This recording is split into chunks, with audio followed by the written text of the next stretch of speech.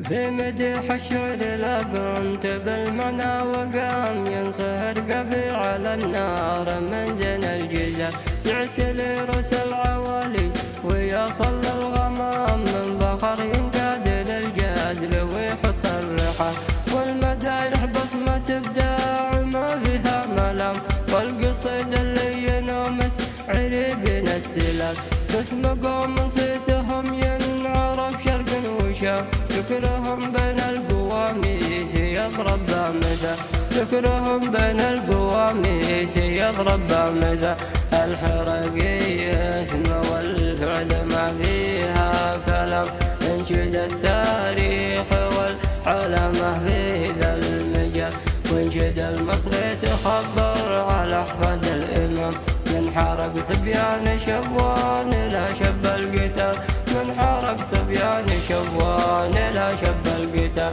من عيال غريب وحامد في وسط الزحام طالب اغلب المواجيب مجلين الثقال المهم بين القبل زاهي وذروة سنام من قديم زمان والحاضر اللي ما يزال قلتها من راس الاشوش بمدح الكرام عنب اللي ما تشوش بافعال الرجال قلتها من راس الاشوش بمدح الكرام العنب اللي ما تشوش بافعال الرجال العنب اللي ما تشوش بافعال الرجال في مدح الشعر لا قمت بالمعنى وقام ينصهر قفي على النار من زين الجزال يعتلي رؤوس العوالي ويصل الغمام من فخر ينقاد للجازل ويحط الرحى والمدايح بصمة ابداع ما فيها ملام